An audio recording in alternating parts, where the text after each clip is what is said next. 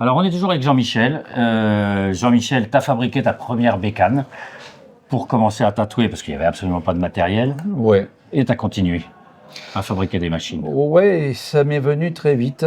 Pour toi, tu as travaillé avec une machine de chez Spalding. De chez Spalding. Et déjà, dès que j'ai eu la machine de Spalding, je suis allé voir un gars que je connaissais qui était chaudronnier, soudeur, il s'appelait Bichon. Et je lui ai dit, ah, la machine, je l'avais tatoué, lui, j'avais fait un drapeau sudiste avec ma bécane que j'avais fabriquée, tu vois. Ouais. Allez, les couleurs, le drapeau sudiste. Et je lui dis, regarde cette bécane. Ah ouais. Il me dit, je lui dis, tu pourrais pas me faire un cadre comme ça? Et donc il est parti, il a taillé au chalumeau le truc, il a fait un cadre, j'avais monté la bécane. J'ai monté la bécane et cette bécane, je l'ai vendue à un mec qui tournait c'était un Anglais, et qui était presque dans des squats, tu vois. Il avait une de chevaux. Et je lui ai vendu pour 500 francs. Ouais. Un jour. Il est venu, j'étais pas trop rassuré. Et je lui ai dit, si celle-là, je te la vends, tu vois. Et je l'avais vendu pour 500 francs. Il y avait une anecdote. Ce gars-là, il avait un tatouage de magicien. La première fois que je le vois, il me le montre avec des couleurs qui pétaient le feu, des couleurs anglaises. Jamais j'avais vu des couleurs aussi vives, tu vois. Il était avec un autre. Et il me montre ça. Il revient me voir 6 mois après. Et le tatouage, je peux le revoir. Il me dit, oui, mais je l'ai abîmé, quoi. Et il me montre le tatou. Et le magicien, il avait... Je sais. Tu sais quoi? Je dis, qu'est-ce qu'il y a eu? Il avait un trou comme ça sur la tronche, tu vois, ouais. comme une brûlure. Il m'a dit, j'étais sous la voiture en train de faire la vidange. Et l'huile chaude, je me suis retourné. Ah, il s'est fait brûler. Et l'huile, elle est tombée sur la gueule du magicien. Voilà l'anecdote de ce truc. Mais pour repartir sur les machines, l'idée m'est venue 6 ans après. Un matin, en me réveillant, j'ai une idée de cadre et je prends le stylo et je dessine un dauphin. Tu vois, qui se lève. Mais plutôt requin. Et j'ai dit, wow, là il y a un truc. Et là, je regarde les côtes des bécanes que j'avais. Et je commence à voir mon requin, comment je peux le mettre. Donc je travaille là-dedans. Et là, c'est là que j'ai sorti, ça c'est les premières. Ça a été coulé avec un moule pas à cire perdu, un moule à sable, tu vois, on voit les... Ouais. Il n'y avait pas beaucoup de précision. Ça avait tout un trafic pour faire le moule. Et après, le gars, il m'en avait coulé une trentaine. Il y avait une trentaine de cadres. De cadres, tu vois. Donc j'en ai esquinté un paquet parce qu'il y avait des anomalies. Il était déjà creusé pour avoir les côtes et faire... C'était compliqué, il y avait un système de coup de change, tu vois, déjà. Ouais. Que j'avais copié sur les bécanes de chez Joe Kaplan, un Américain, tu vois. Et il avait fait des cadres à lui aussi, grands cadres. Et donc, j'ai dit, ça me plaît. Et du coup, je me suis lancé là-dedans. Mais j'ai eu du mal à trouver la fonderie, quoi. Et la fonderie, quand je l'ai trouvée, il m'a sorti les cadres. Il fallait trouver celui qui faisait le moule. En montagne, monter les trucs, on arrive un petit atelier, mais le mec, il me retravaille ça, il fait le moule. Et là, je monte cette bécane. Donc en alu. En alu, mais je fais ce système incliné. Et de par les demandes de celui qui fondait, il me dit, je ne voulais plus faire le cadre. Mais il me dit, ça, je ne peux pas faire. Moi, il me faut tant D'épaisseur. Est-ce que ça te gêne? Je dis non. Et au contraire, cette épaisseur et son alu, et là, à l'avoir de la masse, tu vois, a fait la machine meilleure. Elle absorbait beaucoup plus les vibrations. Et de sa conception, Yannick, il en a eu une traceuse où il a tracé des trucs de 2 heures, 3 heures des dos, et elle ne chauffe pas. Et elle ne chauffe pas parce qu'il y a quelque chose de magique, ce que j'ai fait sans le vouloir, Ouais. et qui fait que cette bécane, et de par l'aluminium et cette épaisseur aussi, qu'elle a cette capacité de ne pas chauffer. D'accord. Tu vois? Et ben celle-là, j'ai repris un cadre et je l'ai monté là pour la convention, un peu. J'avais déjà travaillé le cadre, tu vois, ces rainures là. Elle était comme ça là, sur un serre-joint, parce que j'ai dû faire, tu vois, mes ta-ta-ta-tac. Et j'ai terminé pour la convention, je l'ai monté à Karl, qui fait des bécanes. Oui. Voilà, tu vois, et qui est pointilleux. Elle me dit, ouais, là, il y a ça, ça c'est bon, ça c'est... Non, elle est bon. Et après, j'en ai fait faire d'autres, tu vois, en laiton. Celle-là, par exemple, par un fraiseur. Mais les prix, et là, il m'a bousillé sur les prix, j'ai lâché l'affaire, tu vois. Elle est en quoi celle-ci? En laiton, En laiton. tu vois. Et ça peut briller, le laiton, si je le polis, ça brille comme, mais ça pèse, quoi. Ouais. Tu prends l'une, Par rapport à l'alu, oui, bien sûr. mais tu vois, quand tu la prends, celle-là, tu ne penses pas qu'elle est aussi légère. Ben, c'est de l'alu. Voilà, Alors que celle-là, oui, voilà. tu vois. Surtout que maintenant, avec les manchons en plastique, parce qu'avant, avec les manchons en inox, Oui. il y avait une espèce d'équilibre qui se faisait entre le poids de la machine et le grip. Oui. Alors que maintenant, avec les manchons en plastique, il y a tout le poids qui part derrière. D'où la nécessité de garder, j'ai gardé toujours les manchons en inox, parce que ça a équilibré la, Eh oui, et voilà. puis l'habitude, les grippes bien taillées, tu vois, tu les tiens mieux, tu vois. Et parce qu'avec les manchons En en plastique, plastique, il y a des tatoueurs qui sont obligés de compenser ce déséquilibre, tu vois, Oui. avec musculairement, on va dire. Oui, et oui, qui ont oui. des problèmes ensuite de tendinite et de machin comme ça, à cause de ça. Alors, la petite histoire, au départ, je te montrais avec quoi je Petite tatouais. pause. Tu vois, Alors, attends, hop, au départ, la petite histoire. au départ, je tatouais avec une Mickey Sharp, comme ça. Donc là, mine de rien, tu vois, tu as la buse, c'est dommage, là, je n'ai pas de buse. Tu vois, le poids, tu l'as à l'arrière. Et je commençais à avoir mal à la main. Ouais. Quand je rentrais le soir, et c'était à l'époque où j'étais en train de faire cette machine. Et quand j'ai commencé à m'en servir de celle-là, Fini les douleurs. ça a tout changé parce qu'il y avait cette inclinaison qui me permettait de prendre tout le poids dès que ça touchait le doigt. Dès que ça touche là, le poids, il se met automatiquement là. Au lieu de se mettre là qui est arrière, de se mettre à l'arrière. Ouais, d'être obligé de compenser. De compenser. Je ne compensais plus. C'est dommage que j'ai pas de tube. Là, tu l'as là. Hop, hop, tu vois, tu compenses plus. Juste. Hein.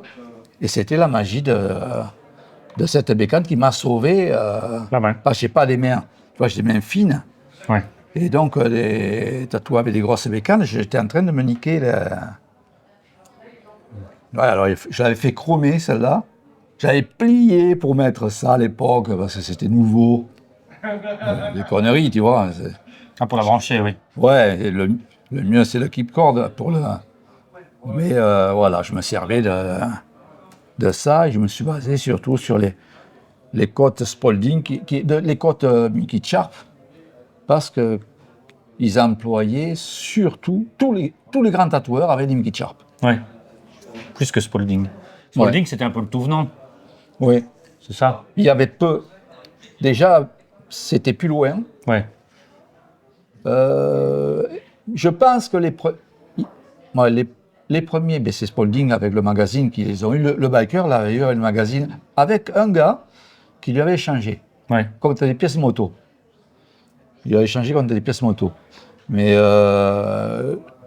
après arrivaient les Mickey Sharp qui développaient beaucoup plus. Et Marcel me disait, quand il est arrivé les machines anglaises, il me dit, ça m'a changé la vie. C'était des bonnes bécanes. Et parce qu'il faisait le travail 2 fois plus vite. Ah oui. Quand tu traçais avec l'autre, t'es tit, que là, t'es tit. Tu vois? Wow. Et ces machines anglaises, tu parles, tout le monde après voulait les Mickey Sharp. Et donc, je savais que là, j'avais une base qu'il fallait que je m'y colle. Je n'allais pas chercher autre chose, tu vois. Et dans ma chance, j'ai cette conception de cadre qui a été magique pour moi, quoi, parce que j'ai tatoué pendant plus de 25 ans avec ça, tu vois. Et après, je voulais plus. Ouais, je pouvais plus changer. Ouais. J'étais habitué, je ne pouvais plus changer. J'aurais pas changé, quoi. Mais ouais, l'histoire des machines. Est-ce que tu peux me raconter, parce que tu as parlé de Marcel, donc Ouais. quand tu as commencé à tatouer, quelques temps après, tu as commencé à aller voir à Paris et Bruno et Marcel. Ouais.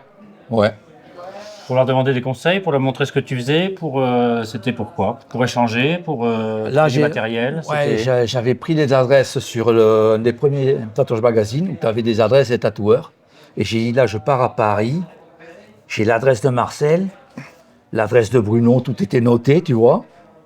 Et Marcel, je l'appelle un matin. J'ai dit, ah, j'ai rien, c'était un lundi. Là, j'appelle celui-là. Ouais, il me répond. Et il me dit, ben, si tu veux, tu passes. J'y suis, là, je soude des aiguilles le lundi. Et donc on prend le métro et j'arrive chez Marcel. Il y avait un mec qui lisait le journal, tu vois, tranquille, un jeune. Bon. Et Marcel il parle avec moi et il me montre, petite astuce sur les aiguilles, comment souder les aiguilles et comment les mettre de niveau. Parce que toutes les aiguilles n'étaient pas de la même longueur. Ouais. Et il fallait choper les mettre qu'elles soient bien là, que soit tu les serrais ou tu les passais en magnum pour le remplissage. Et lui, j'ai appris, là, mettre le niveau à sauter de suite. Il se calait contre le tute, là, une goutte, tchic. Et je lui avais acheté des planches aussi. Parce que j'étais aussi parti pour les planches. Et je rencontre Bruno. Tu vas voir à Pigalle. Que je vois à la Pigalle avec le petit tourniquet pour passer. Et d'entrée, Bruno, il me voit arriver, enfin il me voit, et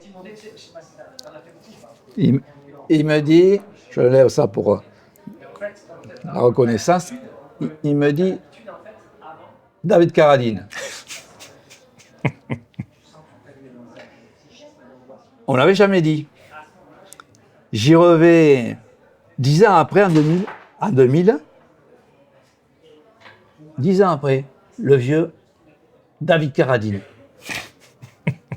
Et le truc qui m'a suivi après, en vieillissant, j'y ressemblais plus. Et c'est resté, tu vois, quand on a fait la convention. La première, ouais, tu vois le truc, j'étais encore. David Carradine. Ouais, il avait tatoué. Il avait tatoué derrière. Il avait tatoué Carradine. Il avait. Ouais, c'était pas rien, parce que les stars se faisaient pas tatouer à l'époque. Mais lui, dans son film Kung Fu, déjà, il se faisait deux tatouages, scarifiés, tu vois. Et je pense que ça a influé aussi, tu vois, dans son idée, parce que c'est ça qui l'a rendu célèbre, tu vois. Et donc, Bruno, il échangeait un peu, il t'a donné des trucs. Bruno, en 2000, je lui ai dit que je voulais faire des bécanes. À partir de là, il voit un apprenti, il lui dit, va me chercher tel bouquin. Il sort du comptoir et on s'assoit ensemble et il me sort une bécane, le plan d'une bécane à lui, laf. Il me dit, comment tu veux la faire, ta bécane? Et j'étais mal parti. Le mec qui me faisait la maquette, il me dit, ça serait bien de l'inox. L'inox était le moins conducteur qu'il puisse y avoir, mais ça à l'époque, je ne savais pas. Je ne savais pas. Et Bruno me dit, écoute, le moins cher, c'est l'aluminium. Ça coule, à tant de degrés, tu le coules. Après, tu as le laiton, mais là, c'est pas la même histoire. Et tu peux les louper, les couleurs.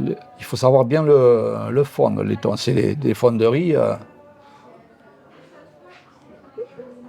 Et il me donne ses bases de conduction et donc et il me dit et là qu'est-ce que tu fais tout? Bah, j'ai dit j'ai ma boutique et il me dit tu pourras pas tout faire. Et j'ai dit j'ai mon fils qui veut tatouer aussi, qui va tatouer aussi. Il me dit ouais mais moi je crois qu'il avait un fils aussi. Il me dit mais c'est pas prouvé qu'ici il y aura dans ta voie ou il m'a dit tu pourras pas. Et il s'était pas trompé en partie parce que ça pour faire tout faire non, d'autant plus que le truc c'est que je suis trop artiste et créatif dans ma tête. C'est une fois que la bécane je l'ai eu faite et qu'elle me convenait, au lieu de faire de la série, se dire là je vais faire du fric, j'ai voulu passer à faire une autre bécane. Et après, comment faire une autre, améliorer l'atelier, et puis les tatouages à faire. Ouais. Les journées font que 24 heures. Voilà, la vie de famille et tout ça, mélanger, refaire la boute. Et j'ai jamais fait des affaires dans les machines. Tu vois. Et donc, elle s'appelle la Shark 2000.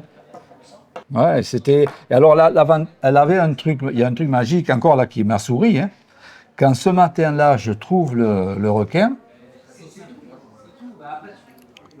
tu regardes le requin, l'œil du requin me sert à mettre le binding post avant.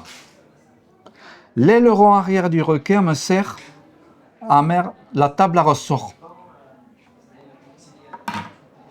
La nageoire du requin me sert à stabiliser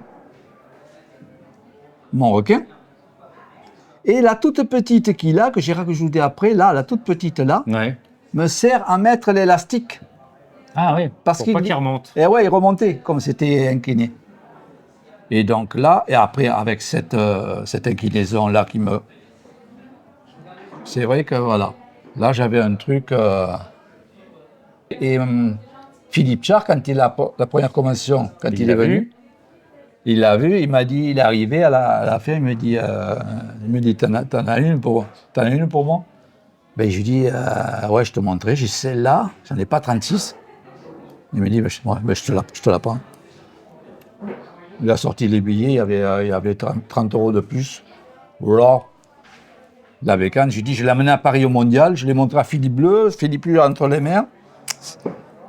Et après, je lui ai donné un cadre comme ça. Quand je l'ai revu à la convention, le soir, il y avait Souloumiac qui était là, et lui s'approche, et je dis, j'ai quelque chose pour toi, j'ai un cadre pour toi. Et la discussion, elle s'éparpille. Il aurait dû partir, tu vois, mais il était là, il savait ce que j'avais dit, tu vois. Je l'ai sorti, la bécane, qui était là, sans les bobines, hein, et je lui ai donné. Et quand j'ai vu son Facebook à l'époque, après, et il avait mis ma carte, la première et l'autre cadre, et de par son nom de Shark. J'avais dit, tu es obligé, j'ai une bécane, tu vas être obligé de me l'acheter. Toi qui et ça n'a pas loupé, tu vois. Ah, oui. Et c'était cool. Eh ben, écoute, Jean-Michel, tu nous as présenté tes machines, tu nous as présenté un parcours assez incroyable quand même pour un tatoueur de campagne, on pourrait dire. Oui. Qui s'est débrouillé tout seul et qui a développé et inventé des trucs qu'on peut retrouver par ailleurs. Des trucs très ingénieux, des machines ingénieuses. Et voilà. Et donc, combien d'années de tatouage? Ben, je vais te dire, j'ai commencé à tatouer à la main. C'était en 60. Ouais, c'était à l'armée. C'était en 78. J'étais de 78-04. Ouais. Donc là, je commence d'entrer au chauffoir. Il y en a un qui veut se faire tatouer. J'avais les angles parce que c'était des champs pas définitives, tu vois. Je fais le petit dragon de Côte d'Or. Je le pique, le gars. J'étais là, j'ai dit là, je vais tatouer les 78, on est en 2025. Ouais. Ça fait 47 ans. C'est ça, parce que ça a pris ma vie quand même, voilà, dedans, vraiment. C'est ça les mains en or. Voilà. Bravo. Merci Jean-Michel. C'est avec plaisir, Philippe. Allez, hop. Merci. J'y vais, excusez-moi. Tu chômes pas, hein? Ah ben non, putain.